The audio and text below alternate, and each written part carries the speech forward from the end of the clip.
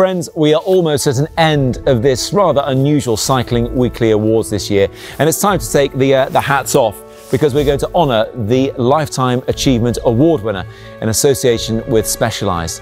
And what a life, what achievements he had, what a simply incredible career racing on the bike.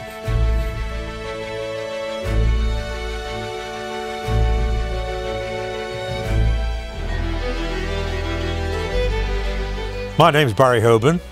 If you want Peter Barry Hoban, I was a professional racing cyclist, and I say professional because 2 years I was independent, which was like semi-pro, but I was earning my living 18 years. So a pretty good career, and I rode the Tour 12 times. When I was a kid at school, and my dad, bless him, he was working all hours God sent to bring up 5 kids, but there was always bits of bike in the outhouse, in the shed, and I put one together and went to school on it. And I got the greatest amount of street cred by following the school bus into Wakefield, which is about 4 miles, and actually touching the back of the bus, which was a trick I could do. So anyhow, that's how I started off like that, and basically getting from A to B on a bike. Yorkshire, especially West Yorkshire where I came from, was a really working class area. People worked, people were hard, and riding a bike around Yorkshire, you could be in the countryside in a flash if you want.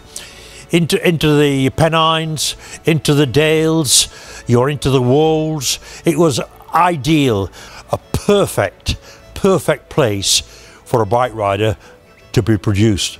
The toughest race, of course, is the Tour de France. But I soon found out that I had an attribute which was paramount for a Tour de France rider. My recuperation was amazing. I could ride a stage, get smashed to smithereens, sleep the night, following day I was brand new again. A lot of riders just deteriorated. By the time they got to the finish of the Tour, if they finished the Tour, they were dead.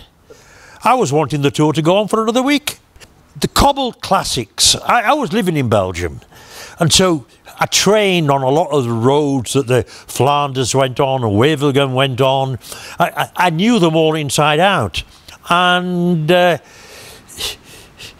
always knew that if I could pick a good day for me and some good luck, then I could do a good ride in any of the big classics. Gent-Wevelgem is always the same. There are riders who can't sprint who are going to take flyers, and they did do. Donguillon went, boom.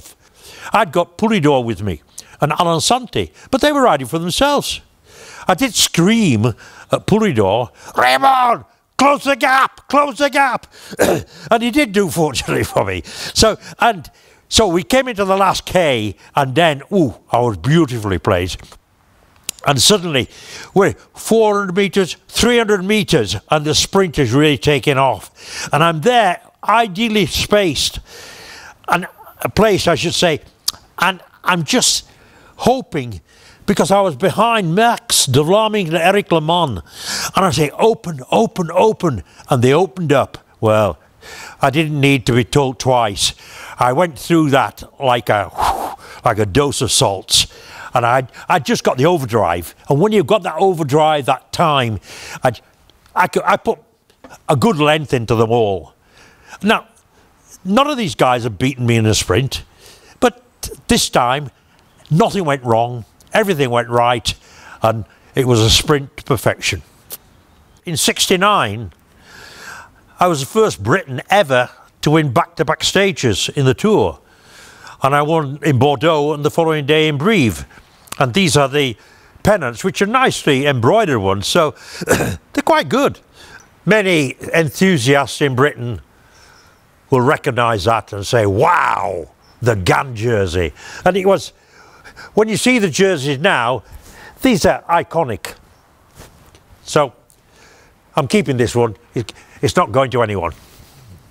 Last stage of the 4 days of Dunkirk in '71, I think. My friend Robert Minkovic in second place, but Hey, De Vlaming, where are you? Hey. As I say, didn't need a lead out man. I led my teammate out actually. 1967, the day after Tom died. There's always been a lot of not controversy, but discussion about that stage. Big mates of Tom's were all there saying, okay, day yesterday and all that. So yeah, that's how it was. And that was it. There was a very somber atmosphere.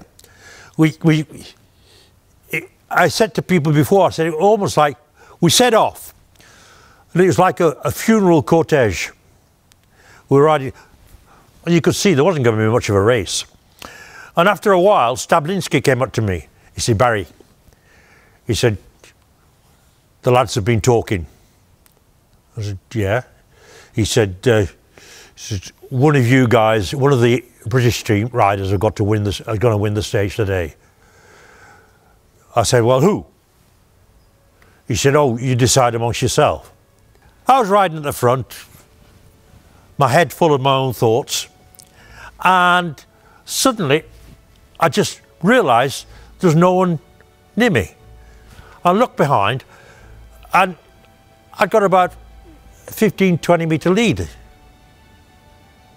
I thought, oh, what do I do now? And the French guys who were at the front of the group just waved and said, go on. So I continued.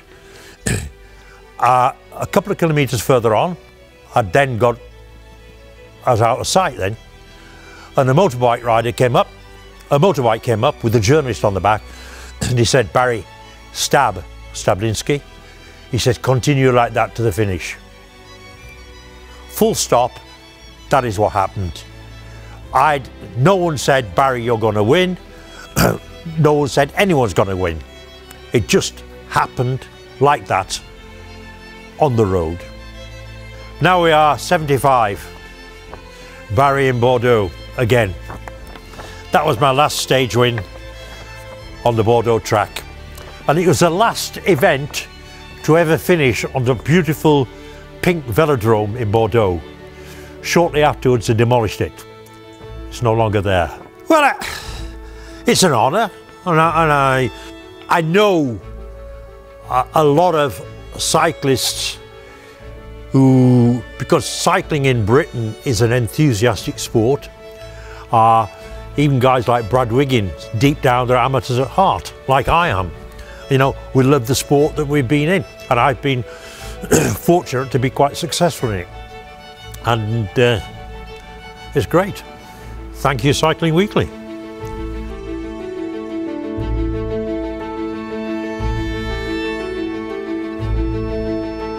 That was 52 years ago, I won that.